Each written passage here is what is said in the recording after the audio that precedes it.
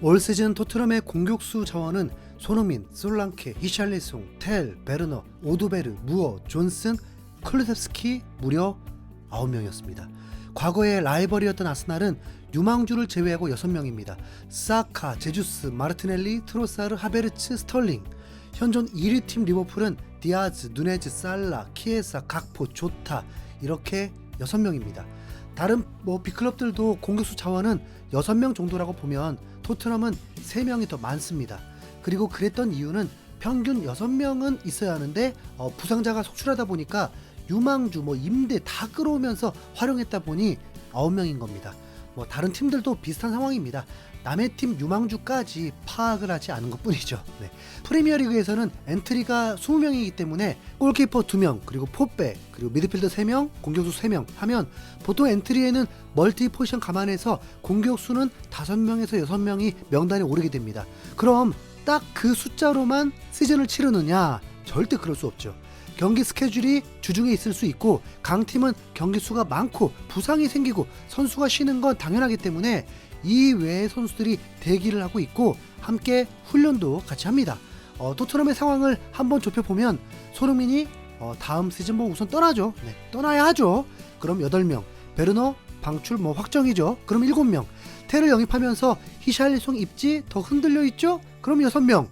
이 상황만으로도 토트넘은 공격수가 필요합니다. 그리고 토트넘 구단 측에서는 이미 양민혁은 QPR에서 6개월 임대로 뛴 후에 토트넘으로 합류해서 주전 경쟁을 한다고 못을 박았습니다.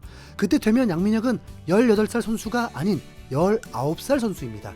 프리미어리그에서 19살이면 유망주라는 단어 잘 쓰지 않고 실력만 있다면 마음껏 활용되어지는 나이입니다.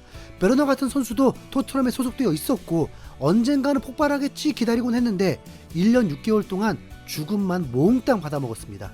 토트넘의 구단주는 장사꾼이라는 건 매우 잘 알고 있을 것입니다. 모두 구단주가 다 그런 거 아니냐고 할지 모르지만 어떤 구단주는 성적, 즉 명예가 더 중요하기 때문에 전력을 끌어올리는 데만 집중적으로 돈을 투자합니다. 그 돈을 투자할 때는 두 가지 경우가 있죠. 즉각적으로 전력을 극대화시키는 경우, 리빌딩을 통해서 점점 전력을 끌어올리는 경우. 네. 그런데 레비 회장은 전력을 극대화시키는데 무게를 둔 적은 손흥민이 토트넘 소속이 된 이후에 한 번도 그런 적이 없습니다.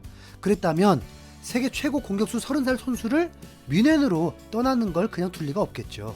그걸로 받아낸 수익이 1,400억인데 그 돈 잘 쌓아놓았고 더 불려놨겠죠. 1년 뒤에 케인보다 4살이나 더 어린 선수에게 1,100억만 쓰면서 돈을 긁어 모으고 있습니다.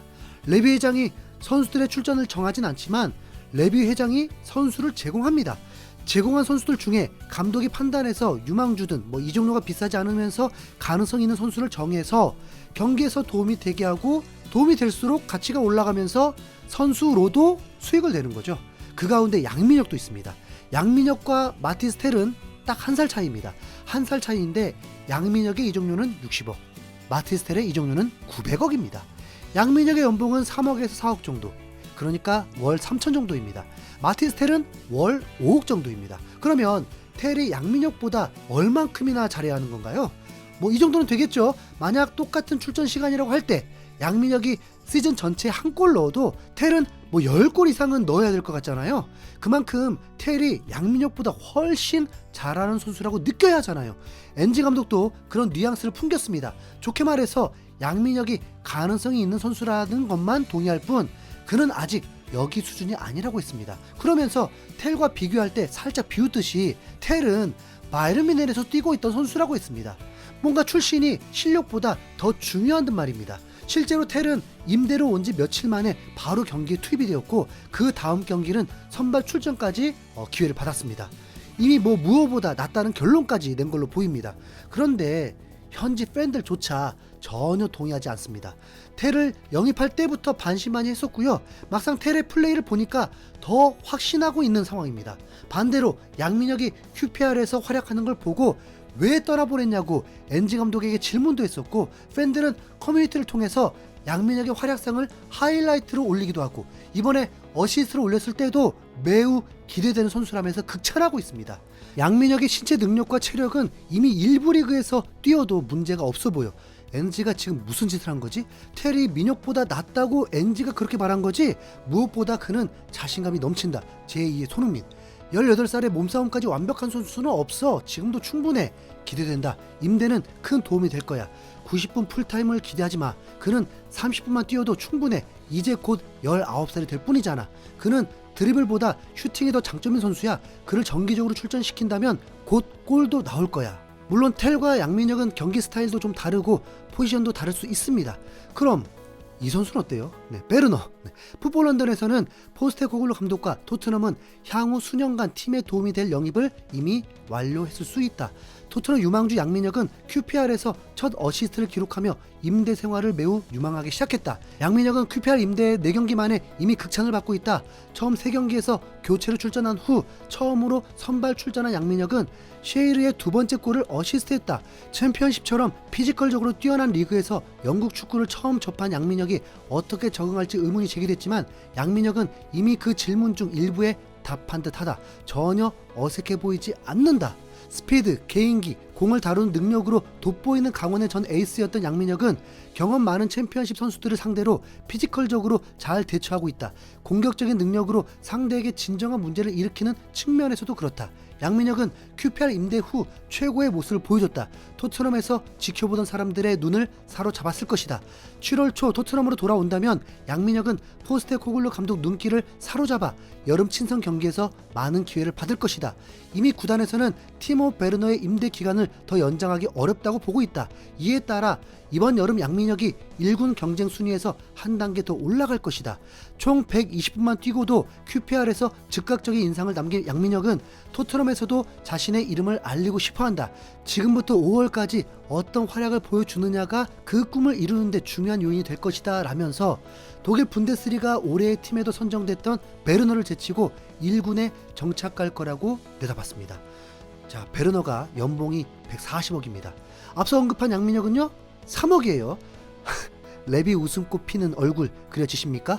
베르너와 양민혁을 동급의 실력이라고 본다 해도 19살 나이에 토트넘 조커로만 활약해도 그의 축구 미래는 매우 밝아집니다. 사카도 18살에 풀백 자원들 부상으로 기회를 받으면서 2년 만에 지금 최고의 윙어 자리에 올라 있습니다. 그의 연봉은 이미 20만 파운드입니다.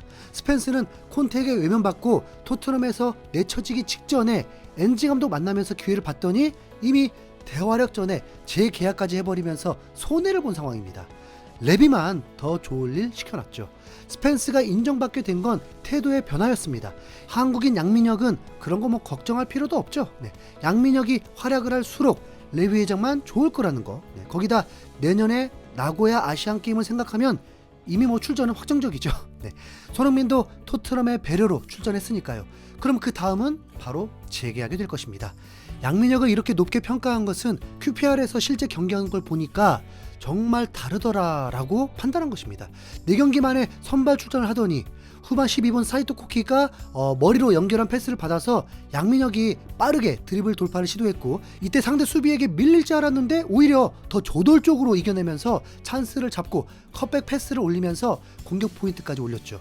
또한 화제가 된 건 오른쪽에서 개인기로 상대 수비의 발 사이 틈으로 볼을 빼내면서 탈압박을 했고 이내 사이토에게 패스를 빠르게 보내주면서 QPR의 새로운 공격을 불어 넣어주었습니다. 이런 활약을 했다 보니 영국의 웨스트 런던 스포츠는 경기 후에 양민혁은 선발 데뷔전에서 몇 차례 거친 태클을 당하는 등 힘든 순간을 겪었다. 하지만 10대 소년 양민혁은 인상적인 경기력을 선보였고 항상 공격에서 상대 수비의 위협적인 존재였다. 오늘 경기에서 가장 돋보였던 장면은 쉐이르의 골을 도운 어시스트였다라고 평가하면서 팀 내 2번째로 높은 평점 8점을 부여했습니다.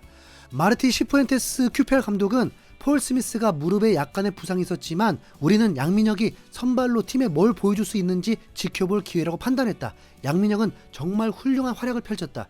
양민혁은 팀에 많은 긍정적인 요소를 가져다줬다. 어시스트뿐만 아니라 1대1 돌파에서도 좋은 모습을 보였다. 양민혁은 다른 리그에서 왔고 영국 생활도 얼마 되지 않았기 때문에 점진적으로 적응할 필요가 있다. 하지만 계속 좋은 수준에서 훈련해왔고 지금까지 보여준 모습에 나는 매우 만족하고 있다라고 극찬했습니다. 이러면 양민혁이 한 선수 직업을 잃게 만든 거 아닌가 좀 모르겠네요. 참. 폴 스미스 4개월만 참아. 양민혁 활약 기대해봐도 되겠죠? 이상 흰수염고리였습니다. 감사합니다.